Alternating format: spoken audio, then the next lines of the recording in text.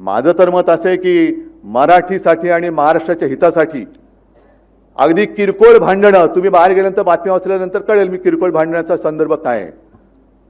किरकोळ भांडणं बाजूला ठेवायला मी सुद्धा तयार आहे आणि मी सुद्धा सर्व मराठी माणसांना या हितासाठी, महाराष्ट्राच्या हितासाठी, मराठीसाठी एकत्र येण्याचं आवाहन करतोय.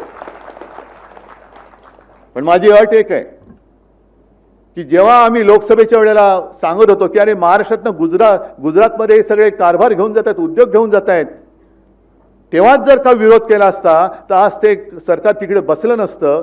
आज तिकडे महाराष्ट्राच्या हिताचा विचार करणारं सरकार आपण केंद्रात बसवलं असतं आणि राज्यात सुद्धा आपल्या महाराष्ट्राच्या हिताचा विचार करणारं सरकार बसलं असतं. त्याच वेळेला हे काळे कामगार कायदे आपण फेकून दिले असते कचऱ्याच्या टोपलीमध्ये.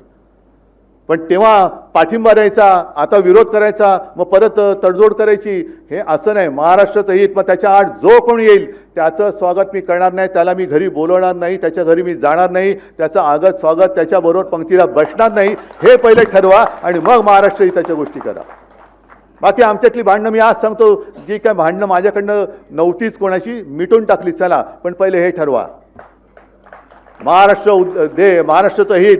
आणि मग त्यावेळेला सगळ्या मराठी माणसांनी ठरवायचं की भाजपसोबत जायचं का शिवसेनेसोबत, म्हणजे माझ्याबरोबर एसनशी नाही, गद्दार सेना नाही, पण ठरवा कोणासोबत जाऊन महाराष्ट्राचं, मराठीचं आणि हिंदुत्वाचं हित होणार आहे, माझ्याबरोबर का भाजपबरोबर. आणि मग काय द्यायचा असेल तो अगदी पाठिंबा द्यायचा आहे, विरोध करायचा तो बिनशर्त करा, माझी काही हरकत नाही आहे.